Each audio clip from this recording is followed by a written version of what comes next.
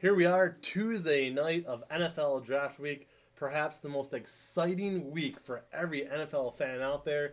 No matter where you sit, all 32 NFL cities, this week strictly brings excitement. Joining me tonight, we're going to do a quick little preview here. Again, I am Vince McKee with Keon Sports. Joining me, Dom Cleary, Cole McDaniel. You know him, you love him from draft years past. And here we are again, very, very excited to be with you. You know, everybody always talks about that first pick from the last day of the season all the way through to draft night. This year we had a change, we had that trade, and now it is the Carolina Panthers with the number one pick in the draft. Cole, which way do you see it going in Carolina? Well, thrilled to get this draft underway here in a few days, but at pick number one, the big question is when the Carolina Panthers, they came up to number one, what they were actually going to do at that number one spot. All those quarterbacks, all four that you've heard about, C.J. Stroud, Bryce Young, Anthony Richardson, Will Levis, have all been on the board. A possibility at number one for the Panthers. Would have to assume they came up at number one for a quarterback. No way they're going any other position there.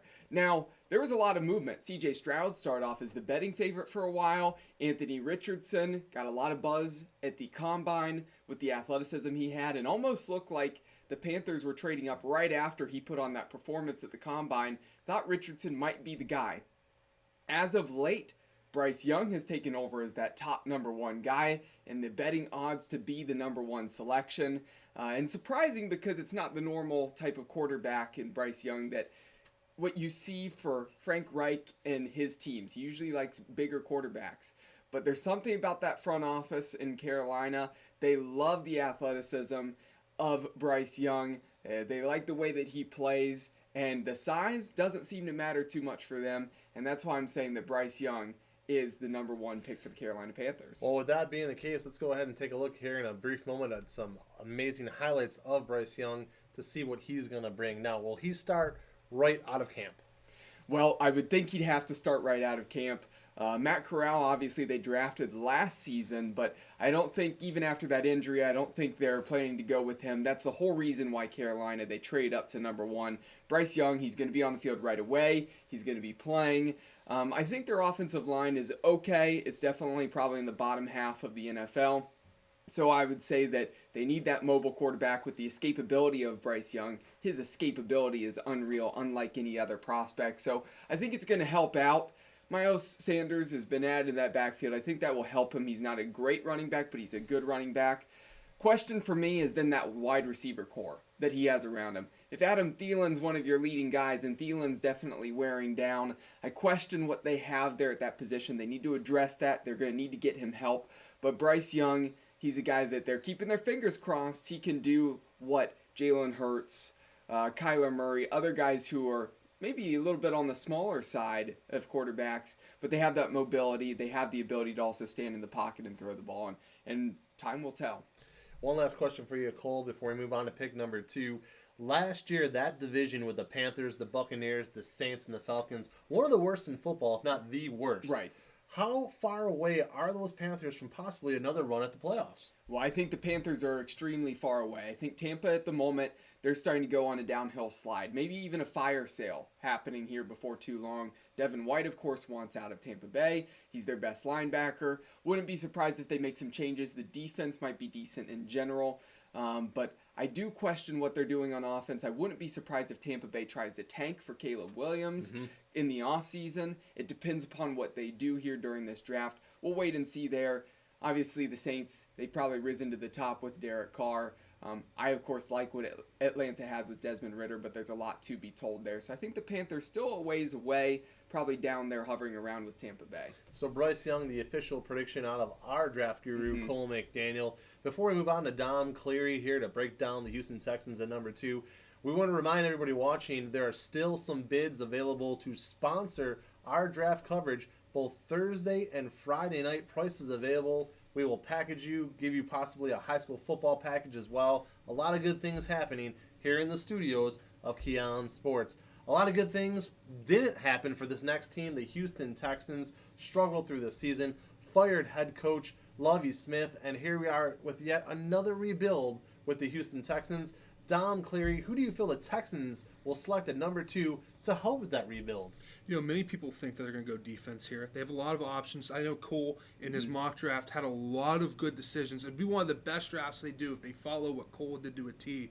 I think C.J. Stroud's where you have to go. I think C.J. Stroud is the second best quarterback in this draft. He's better than Levis. He's better than Richardson. I don't think he's better than Young. That's the reason why I think he should go 2. Now, I know Anderson's a good pick at the edge rusher at 2 as well, but I think Stroud's the type of guy that can really change this franchise around if you can put pieces around him. You have Tunsil at left tackle that can protect him. You have a growing defense. I know they invested into that defensive backfield last year. You can have a defense that can grow this year. You have an offense that can improve under Stroud. I like him a lot. He grew as the year went on with Ohio State, especially in that semifinal against Georgia. We saw a player that almost felt timid at the beginning of the season and became what could have been a national championship quarterback as they faced Georgia. He really grew throughout the year, Vince. I really think that this should be the second guy off the board.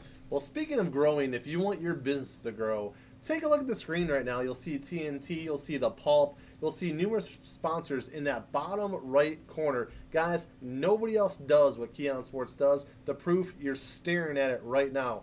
You want to grow? Grow with us, Keon Sports. Email me, Vince McKee, at coachvin@yahoo.com. Cole McDaniel, you were one of the bigger Buckeye supporters last year, clearly a supporter of C.J. Stroud. Yeah. What do you see him doing for the Texans if, in fact, that's where he goes? Well, I think that actually might be a good fit, that I actually became more prone to liking that one later on. If we were talking 9 months ago, I would have hated that fit for C.J. Stroud because their offensive line wasn't in a place where they could protect probably the most true pocket passer of these 4 quarterbacks that we're talking about.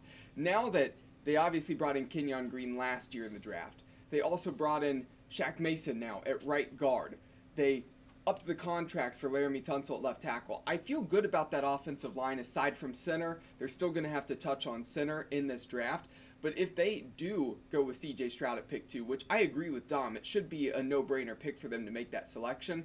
I think that he actually could be a big impactful player for them as the starting quarterback, and actually in one of the weakest divisions in the NFL, the weakest division in the AFC at the moment, could actually skyrocket the Texans up towards the top where they could be competing for a possible playoff spot early.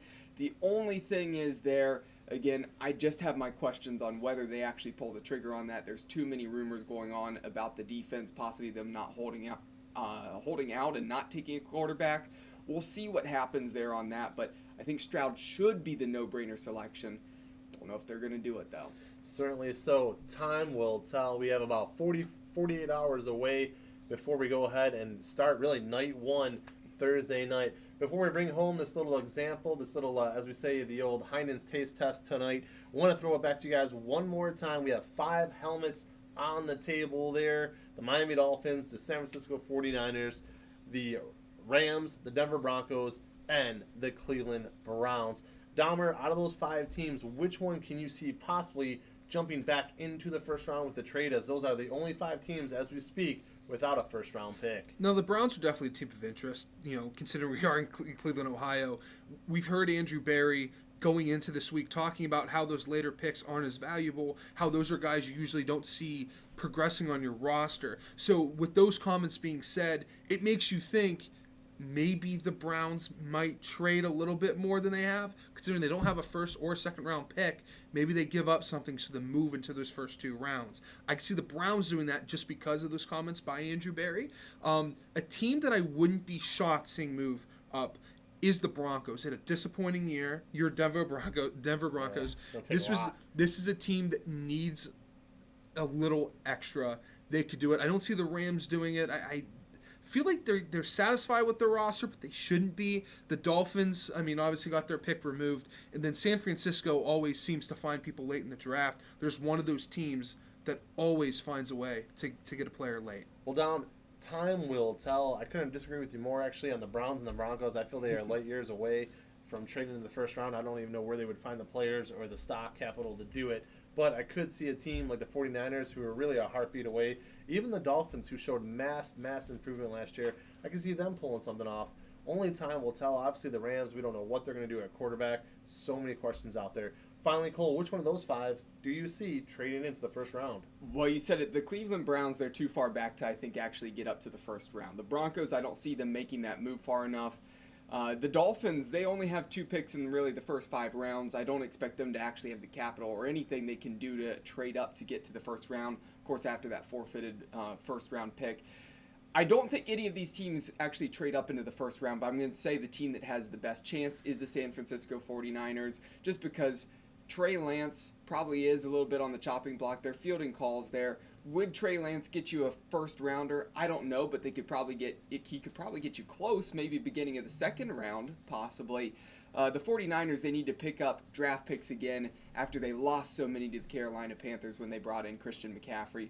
Certainly a possibility, but again, pay attention to Trey Lance for draft picks in this upcoming draft, because they brought in Sam Darnold to maybe hold over until Brock Purdy's back. It's certainly a possibility there. All right, guys. Thank you again for joining us Thursday night live from Kansas City. The draft will take place here in the beautiful studios of Keon Sports. Going to put Brandon Soder-Punter on the spot here. Just need a simple thumbs up or thumbs down. Brandon, give me a thumbs up if we could go ahead and manipulate more sponsors. If anybody contacts CoachVin14 at yahoo.com, yes, we can. So as you see the pulp there, TNT, on and on as we go. Plenty of room for more sponsors. Email me, CoachVin14 at yahoo.com. Let's talk about your company on draft night for Cole McDaniel, Dom Cleary, Brandon Soder-Punter on the board. We are 48 hours away. I'm Vince McKee. Put a smile on your face, draft fans. It's almost that time.